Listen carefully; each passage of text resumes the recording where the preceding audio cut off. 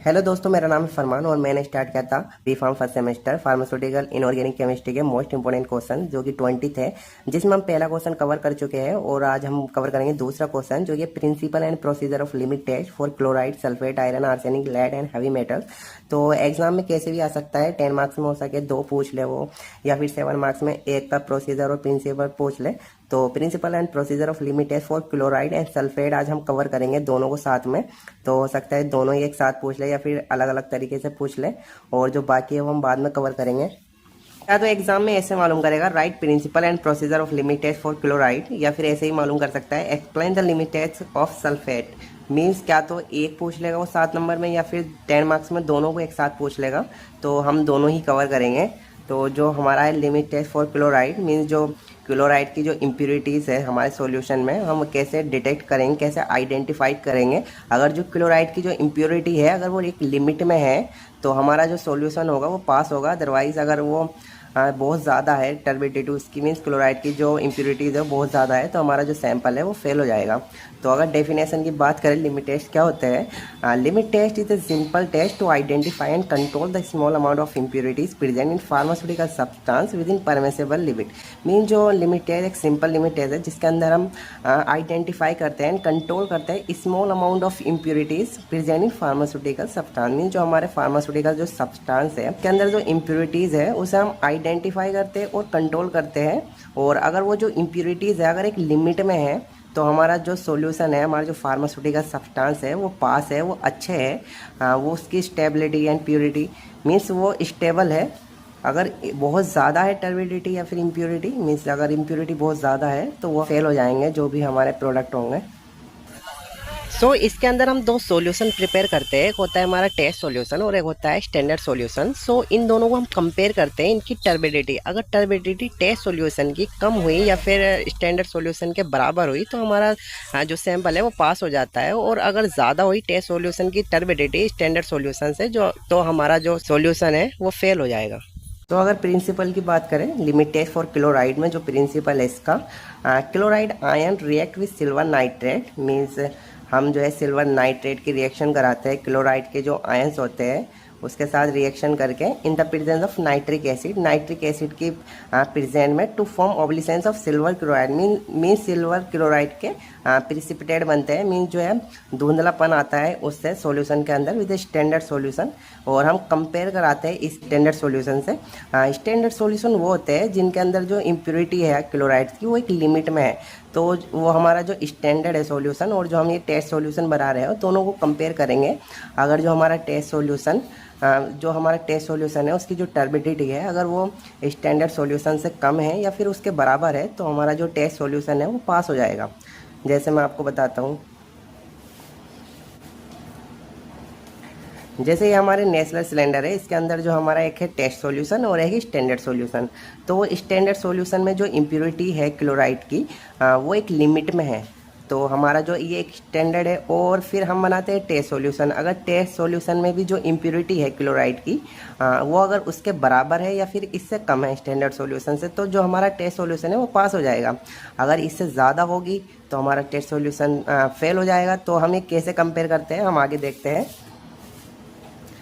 जिसके अंदर जो हमारा टेस्ट सॉल्यूशन है उसके अंदर जो क्लोराइड के जो आयंस है वो सिल्वर नाइट्रेट से रिएक्शन करके सिल्वर क्लोराइड बनाते हैं। मीन्स टर्बिडिटी शो होती है, जो हमारा सॉल्यूशन है वो धुंधला हो जाएगा। अगर उसका जो धुंधलापन है अगर वो जो हमारा एक और स्टैंडर्ड सॉल्यूशन होगा अगर उससे कम है या उसके बराबर है जो धुंधलापन है, जो टर्बिडिटी है, तो हमारा जो ये टेस्ट सॉल्यूशन है वो पास हो जाएगा। जैसे प्रोसीजर की बात करें तो सबसे पहले हम टेस्ट सॉल्यूशन बनाएंगे जिसे हम कंपेयर कराएंगे स्टैंडर्ड सॉल्यूशन से।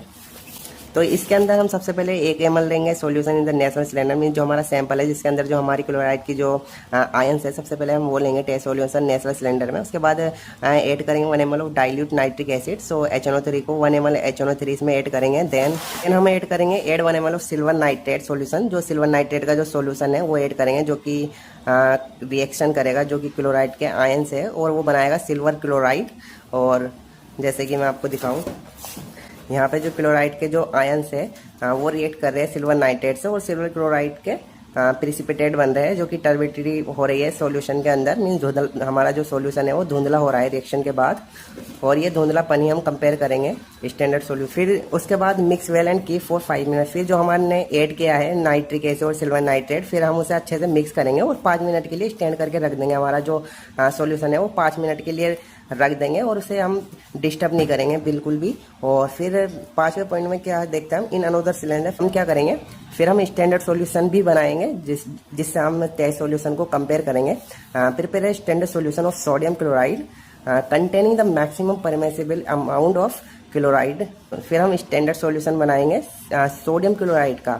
उसके अंदर सिर्फ जो हमारा टेस्ट सॉल्यूशन थे उसके जो आयंस थे वो कितने थे हमें उसकी जो है कंसंट्रेशन पता नहीं थी, लेकिन इसमें हम सोडियम क्लोराइड लेंगे जिसकी कंसंट्रेशन भी हमें पता है, जो कि हम अब स्टैंडर्ड सॉल्यूशन बनाने वाले हैं। Containing the maximum permissible amount of chloride, जिसके अंदर जो क्लोराइड का जो अमाउंट है वो एक लिमिट में होगा, बिल्कुल एक लिमिट में होगा, जितना होना चाहिए उतना होगा। And treat in the same way, और हम बिल्कुल सेम तरीके से ही ट्रीट करेंगे। मीन जैसे उसमें हमने HNO3 डाला था 1 ml और फिर सिल्वर नाइट्रेट डाला था, सेम ऐसे ही इसमें भी डालेंगे जैसे मैं आपको दिखाता हूँ।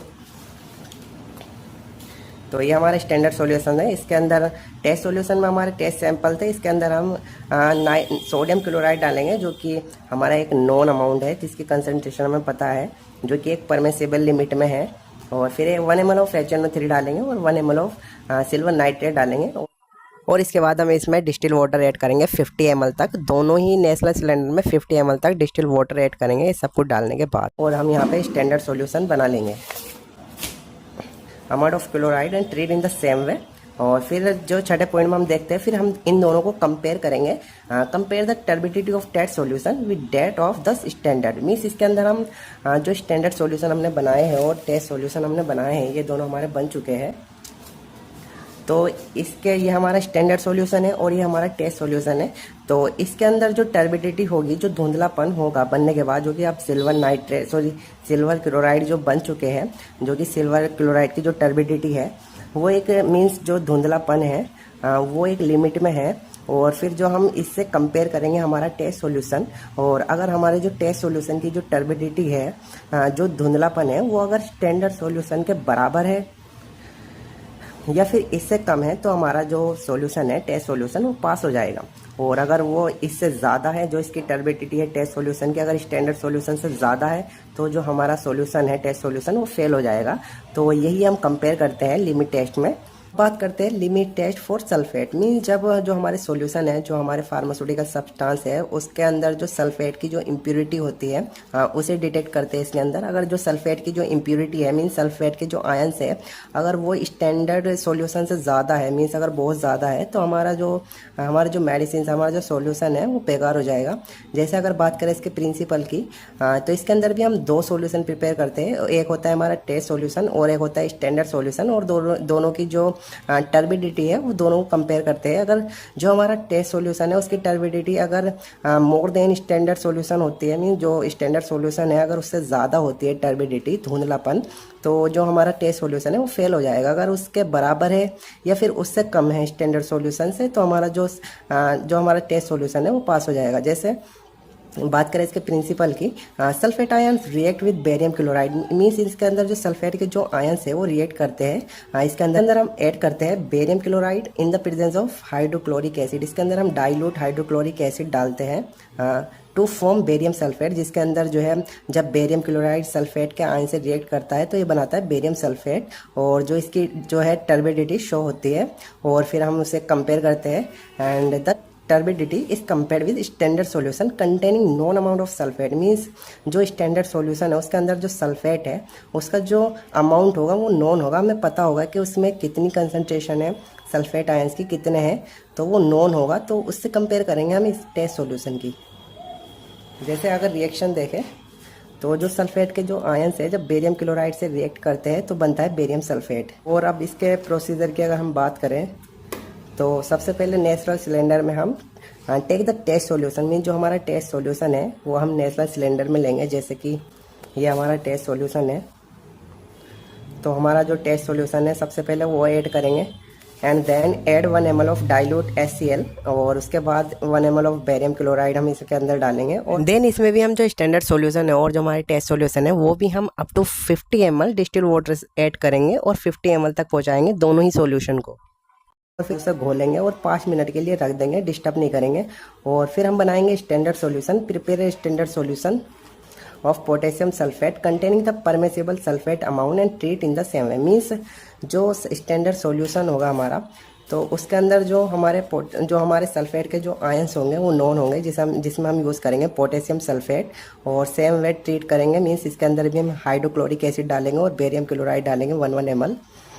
तो ये होगा हमारा स्टैंडर्ड सॉल्यूशन, जिसकी जो कंसंट्रेशन है हमें पता होगी और इसमें जो टर्बिडिटी है इसकी एक अमाउंट में होगी, मीन्स बहुत ज़्यादा नहीं होगी। ये होगा हमारा स्टैंडर्ड सॉल्यूशन जो कि स्टैंडर्ड होगा। और इससे ही कंपेयर करेंगे जो हमारा टेस्ट सॉल्यूशन जो हमने पहले बनाया था। तो अगर इसकी टेस्ट सॉल्यूशन की अगर टर्बिडिटी स्टैंडर्ड सॉल्यूशन से ज़्यादा होगी, हमारा जो टेस्ट सॉल्यूशन है वो फेल हो जाएगा।